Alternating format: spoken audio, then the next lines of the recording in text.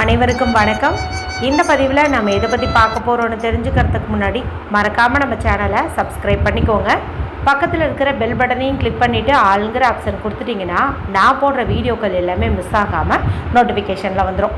இந்த பதிவு மிக மிக முக்கியமான ஒரு பதிவு. குறிப்பாக பண தேவை பூர்த்தியாகவே மாட்டேங்குது, நான் எவ்வளவு தான் ஓடி ஓடி உழைச்சாலும் எங்கள் வீட்டில் பணம் சேர மாட்டேங்குது, தங்க மாட்டேங்குது, பணவரவை அதிகரிக்கிறதுக்காக நான் எத்தனையோ வழிபாடு செஞ்சுட்டேன், பரிகாரம் செஞ்சுட்டேன், எதுவுமே எனக்கு பலன் தரல அப்படிங்கிற ஒரு மனநிலையில் இருந்தீங்க. அப்படிங்கும்போது இப்போ நான் சொல்லக்கூடிய இந்த ஒரு பரிகாரத்தை நீங்கள் செய்யுங்க. கண்டிப்பாக கைமேல் பலன் அப்படிங்கிறது நிச்சயம். எந்த நாளில் செய்யணும் அப்படின்னு பார்த்திங்கன்னா, வருகின்ற மே மாதம் 1 தேதி சித்திரை மாதத்தின் 18ஆம் தேதி வெள்ளிக்கிழமை நாளில் தான் நம்ம செய்யணும். ஒவ்வொரு தமிழ் மாதமாகட்டும் ஆங்கில மாதமாகட்டும் அதனுடைய 1 தேதி விசேஷம் நிறைந்தது. அந்த நாளில் நம்ம பணவருக்காக ஒரு சில பரிகாரம் செஞ்சோம்னா அது அந்த மாதம் முழுக்க நமக்கு பணவரவு கொடுக்கும் அப்படின்னே சொல்லலாம்.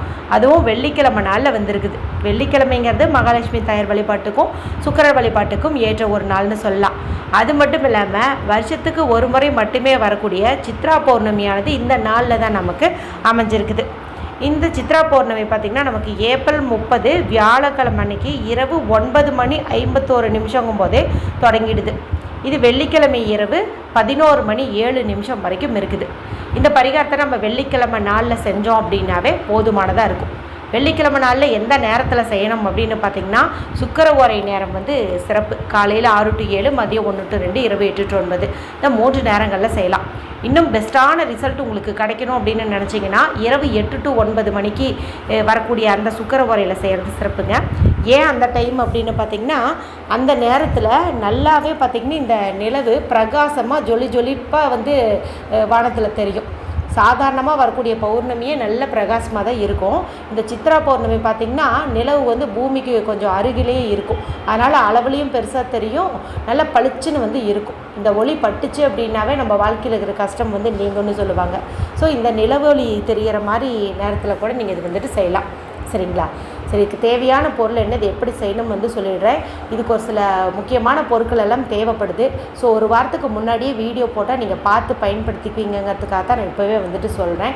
நீங்கள் மற்ற பௌர்ணமிக்கு இந்த பரிகாரத்தை செய்யலினாலும் கூட இந்த பௌர்ணமிக்கு நீங்கள் செஞ்சீங்கன்னா கண்டிப்பாக உங்கள் வாழ்க்கை அமோகமாக இருக்கும் அப்படிங்கிறதுல உங்களுக்கு துளி அளவும் சந்தேகமே வேண்டாம். இந்த ஒரு பரிகாரத்தை சுத்தமாக இருக்கிற பெண்கள் தான் செய்யணுங்க. அந்த நாளில் பீரியட்ஸ் இருக்கக்கூடாது. உங்கள் கணவர் குழந்தைங்க நீங்கள் சொன்னால் செய்வாங்க அப்படின்னா நீங்கள் அவங்கக்கிட்ட கூட இன்ஸ்ட்ரக்ஷன் கொடுங்க, அவங்களே கூட இதை செய்யலாம். சரிங்களா? சரி, இதுக்கு தேவையான பொருள் என்ன அப்படின்னு பார்த்தீங்கன்னா, ஒரு பாட்டில் எடுத்துக்கோங்க. கண்ணாடி பாட்டில் மூடி இருக்கிற மாதிரி எடுத்துக்கிறது சிறப்பு. கண்ணாடி பாட்டில் இல்லைன்னா சில்வர், பிளாஸ்டிக் இந்த மாதிரி கூட நீங்கள் எடுத்துக்கலாம். இல்லைனா இந்த சின்ன பீங்கான் ஜாடியெல்லாம் இருக்கும் பாருங்கள், நம்ம சால்ட்டு போட்டு வைக்கிற மாதிரி, அந்த மாதிரி ஏதாவது ஒன்று யூஸ் பண்ணாமல் ஒன்று அழகுக்காக வாங்கி வச்சுருக்கீங்க அப்படிங்கும்போது அதை கூட நீங்கள் எடுத்துக்கலாம். சரிங்களா? ஏதாவது ஒன்று மூடி இருக்கிற மாதிரி பார்த்து எடுத்துக்கோங்க. இதில் நம்ம சில முக்கியமான பொருட்கள் போடணும். சிலதெல்லாம் நம்ம வீட்லேயும் இருக்கும், கிடைக்கும். சிலதெல்லாம் தான் நம்ம கொஞ்சம் தேடி பிடிக்கணும். ஸோ முன்கூட்டியே நீங்கள் பார்த்து வச்சுக்கிட்டிங்கன்னா நீங்கள் ரெடி பண்ணிக்கலாம் சுலபமாகவே. சரிங்களா? சரி, முதல் பொருள் என்ன அப்படின்னு பார்த்தீங்கன்னா கசகசா.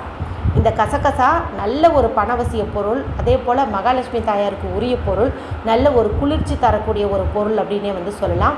இந்த ஒரு கசகசா உங்களுக்கு டிபார்ட்மெண்டல் ஸ்டோர்லேயும் கிடைக்கும், பொட்டி கடைகளில் கூட கிடைக்குது. சரிங்களா? சின்ன பேக்கெட்டாக நீங்கள் ஒன்று வாங்கிட்டீங்க அப்படின்னா கூட போதும்.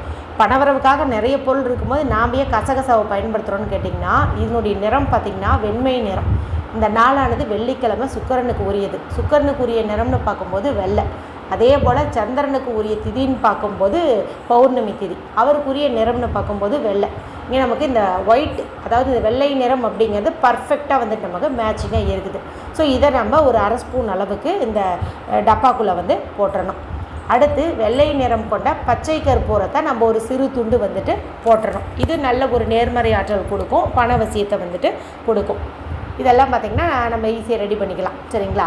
முக்கியமான ஒரு 3 பொருள் வேணும்னு சொன்னோம் இல்லையா, அது என்ன அப்படின்னு பார்த்திங்கன்னா, குப்பை மேனி வேர் நமக்கு தேவைப்படுது. இந்த குப்பைமேனி வேர் பார்த்திங்கன்னா மருத்துவ குணங்கள் நிறைந்தது, அதே போல் மகத்துவமான குணங்களும் கொண்டது. இந்த குப்பைமேனி வேரை வச்சு நம்ம அமாவாசை நாள்லேயும் பரிகாரம் செய்யலாம், பௌர்ணமி நாள்லேயும் வந்துட்டு பரிகாரம் செய்யலாம். ஆனால் நம்மளுடைய சேனலில் நான் மேக்ஸிமம் வந்து பௌர்ணமி திதியில் தான் இதை பயன்படுத்தி பரிகாரம் வந்து உங்களுக்கு சொல்லியிருக்கிறேன். ஏன்னா இந்த ஒரு வேருக்கும் பௌர்ணமிக்கும் நிறைய தொடர்பு வந்து உண்டு. அதில் இந்த பதிவில் சொன்னோன்னா பதிவு வந்து ரொம்ப லென்த்தாக போகும், சரிங்களா? அதனால் நீங்கள் ஜஸ்ட்டு இதை நீங்கள் பயன்படுத்தணுங்கிறத மட்டும் இதில் தெரிஞ்சுக்கோங்க.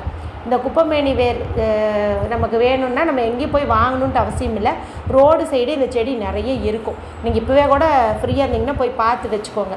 எங்கே இருக்குதுன்னு பார்த்துட்டு தொடர்ந்து ஒரு 2-3 நாள் போய் அந்த செடிகிட்ட ஒரு 2 நிமிஷம் நின்றுட்டு வாங்க. இல்லைன்னா ஒரு பாட்டிலில் தண்ணீர் கொண்டு போயிட்டு அதனுடைய வேர் பகுதியில் வந்து ஊற்றி விட்டுட்டு வாங்க. இப்படி செய்வதன் மூலமாக அந்த செடி பார்த்திங்கன்னா நமக்கு ஒரு பழக்கமாகும், சரிங்களா? நல்ல ஒரு வைப்ரேஷன் வந்து கனெக்ட் ஆகும். அது மட்டும் இல்லாமல் இந்த வெயில் காலமாக இருக்கிறதுனால வேர் பகுதியில் தண்ணீர் ஊற்றும் போது நமக்கு இந்த வேரை நம்ம பிடுங்கும்போது இலகுவாக இருக்கும், சரிங்களா? இந்த செடியை வந்துட்டு நம்ம பௌர்ணமி திதி நாளில் தான் பிடுங்கணுமான்னு கேட்டிங்கன்னா அப்படியெல்லாம் கிடையாது. பௌர்ணமி திதி நாளில் நம்ம பரிகாரம் வந்து செய்யணும். ஆனால் இந்த செடியை வந்துட்டு நீங்கள் எப்போ வாய்ப்பு கிடைக்குதோ அப்போ நீங்கள் பார்த்து வச்சுட்டு ஒரு 2 நாள் பழக்கம் படுத்திக்கிட்டு நீங்கள் பிடுங்கிக்கிறது அப்படிங்கிறது வந்துட்டு நல்லது, சரிங்களா? ஸோ இப்போவே இன்றைக்கே பார்த்திங்கன்னா கூட நீங்கள் ரெடி பண்ணி வச்சுக்கலாம். இந்த வேர் வந்து நமக்கு தேவைப்படுது. இது நீங்கள் வீட்டுக்கு பிடுங்கிட்டு வந்து வச்சுக்கோங்க. அதன் பிறகு இந்த வேரையும் செடியும் நம்ம தனியாக வந்து பிரிக்கணும். பிரிக்கிறதுக்கு நம்ம வந்துட்டு கத்தி, சிசரு இது மாதிரி ஆயுதம் வந்து பயன்படுத்தக்கூடாது. கல்லை வச்சு கொட்டி நம்ம வந்து தனியாக பிரிச்சுக்கலாம். இல்லைன்னா மரக்கட்டை இருக்குது இல்லையா, அதில் நீங்கள் போட்டு உரசி எடுத்தும் கூட நீங்கள் வந்துட்டு தனியாக வந்து பிரிச்சுக்கலாம். அதன் பிறகு இந்த வேரை சுத்தமான தண்ணீரில் கழுவுங்க. இல்லைன்னா மஞ்சள் கலந்த தண்ணீரால் கழுவி நல்லா வந்து உலர வச்சுக்கோங்க, சரிங்களா? அடுத்து நமக்கு இன்னொரு வேர் வந்து தேவைப்படுது. அது வந்து ஈஸியாக கிடைக்கக்கூடிய வெட்டி வேர் தான். இது நாட்டு மருந்து கடைகள்லேயே வந்துட்டு கிடைக்கும். இது நீங்கள் அப்படியே ஒரு நீளமான ஒரு குச்சி அளவுக்கு அப்படியே வந்துட்டு நீங்கள் இதை எடுத்து இதை வந்து சுருட்டி வச்சுக்கோங்க. அடுத்து நமக்கு ஒரு வேர் வந்து தேவைப்படுது. அது வந்து நம்ம வீட்டிலையே கிடைக்கக்கூடிய ஒரு பொருள் தான். அது என்னென்னா கொத்தமல்லி செடியினுடைய வேர். இந்த கொத்தமல்லி அப்படிங்கிறது மகாலட்சுமி தாயின் அம்சம் பொருந்தியது. இதனுடைய வேர் நல்ல ஒரு தனாகர்ஷணம் கொண்டது அப்படின்னே வந்து சொல்லலாம். இதையுமே நீங்கள் சிசரில் கட் பண்ணுறதை காட்டிலும் உங்கள் விரலை வச்சே நீங்கள் அப்படியே ஸ்க்வீஸ் பண்ணி, அதாவது திருகி எடுத்தீங்கன்னாவே தனியாக வந்து கலண்டுரும். இப்போ இந்த வேரையும் நம்ம தண்ணீரில் வந்துட்டு கழுவிக்கணும். இப்போ 3 வேருமே நமக்கு தயாரான நிலையில் வந்து இருக்குது. இப்போது இந்த 3 வேருக்குமே நீங்கள் வந்துட்டு மஞ்சள், பன்னீர் இதை கலந்து பேஸ்ட் மாதிரி ரெடி பண்ணி நல்லா பூசி விடுறது அப்படிங்கிறது நல்லது. பன்னீர் இல்லைன்னா தண்ணீராவது நம்ம வந்து கலந்துக்கலாம். இந்த மஞ்சள் பூசுறதுக்கு 2 காரணம் இருக்குது. ஒன்று பார்த்திங்கன்னா தனாகர்ஷணம் வரும். இன்னொன்று பார்த்திங்கன்னா இந்த வேர் வந்து ஃபங்கஸ் இல்லாமல் ரொம்ப நாளைக்கு நமக்கு வந்துட்டு ஒர்க் ஆகும். அதுக்காக தான், சரிங்களா? அதனால் நல்லா வந்து பூசி விட்டுருங்க. 3 அல்லது 5ங்கிற எண்ணிக்கையில் இந்த வேர்களுக்கு பொட்டும் வந்துட்டு நீங்கள் வச்சுருங்க. இதெல்லாம் தயார் பண்ணி வச்சுக்கோங்க. இப்போ ஆல்ரெடி நம்ம கசகசா, அந்த பச்சை கற்பூரம் எல்லாம் இது போட்டு வச்சுக்கிறோம் இல்லையா? இப்போ இந்த வேரை நம்ம இந்த டப்பாக்குள்ளே வந்து போடணும். அதாவது இந்த செடியினுடைய வேரில் நீங்கள் ரெடி பண்ணுறதை முன்னாடியே பண்ணிக்கலாம். ஆனால் பரிகாரம் செய்யாது பௌர்ணமி நாளாக இருக்கணும், சரிங்களா? சரி, இப்போ போட்டு வச்சாச்சு இல்லையா? அடுத்தது ஒரு 10 ரூபாய் நோட்டு, 1 ரூபாய் காயின். இது வந்து நமக்கு தேவைப்படுது. கண்டிப்பாக ஒரு ரூபாய் நோட்டு வந்து வேணும். ஏன்னா 10 ரூபாய் போடுறது சிறப்பு, அதனால் நீங்கள் அது வந்து போட்டுக்கோங்க. காயினில் 1 ரூபா போட்டுக்கிறது சிறப்பு. மொத்தம் பார்த்திங்கன்னா 11 வருது இல்லையா? அதனால் இது வந்து போட்டுக்கலாம். இல்லை 20 ரூபா நோட்டு தான் இருக்குது, 50 ரூபா நோட்டு தான் இருக்குது, எங்ககிட்ட 10 ரூபாயா இல்லை 100 ரூபா தான் இருக்குதுன்னா பரவாயில்ல, 101 ரூபான்னு வைங்க. மொத்தத்தில் ஒரு ரூபாய் நோட்டு, ஒரு சில்லறை காசு இதில் போட்டுடணும். இப்போ இதை நீங்கள் காலையிலேயே செஞ்சிட்டிங்க அப்படிங்கும்போது இதை மூடி போட்டு பூஜை அறையில் கொண்டு போய் வச்சுட்டு அங்கேயே வச்சுருங்க. இங்கே வச்சுட்டு மனதார வந்துட்டு நீங்கள் வேண்டிக்கோங்க, எங்களுக்கு பணம் சேரணும் அப்படின்னு சொல்லி வேண்டிக்கோங்க. இரவில் செய்கிறீங்க அப்படிங்கும்போது இதை நீங்கள் செஞ்சு முடித்த கையோட அப்படியே நீங்கள் இதை எடுத்துகிட்டு போயிட்டு நிலவொளி நல்லா படக்கூடிய இடத்துல இந்த டப்பாவை ஓப்பன் பண்ணி வைங்க. இந்த நிலவனுடைய நேர்மறை ஆற்றல் எல்லாமே இந்த டப்பாக்குள்ளே இருக்கக்கூடிய இந்த கசகசா மேலே, பச்சைக்கற்பூரம் மேலே, காசு மேலே, வேர்கள் மேலெல்லாம் வந்துட்டு விழும். இது நல்ல ஒரு பவரை நமக்கு வந்துட்டு கொடுக்கும் அப்படின்னு வந்து சொல்லலாம். இப்போ காலையிலே ரெடி பண்ணி வச்சவங்க நைட்டு நிலவு தெரியக்கூடிய அந்த நேரத்தில், அதாவது 8 to 9 மணிக்கு கூட கொண்டு போயிட்டு ஒரு 5 நிமிஷம் நீங்கள் அந்த மாதிரி வந்து வச்சிடலாம். வச்சுட்டு இந்த நிலவை பார்த்து மனதார வந்து வேண்டிக்கோங்க. அதன் பிறகு மூடி போட்டு இந்த டப்பாவை கொண்டு வந்து பூஜை அறையில் வைக்கலாம், பீரோவில் வைக்கலாம், எங்கே வேணாலும் வந்து வச்சுக்கலாம்.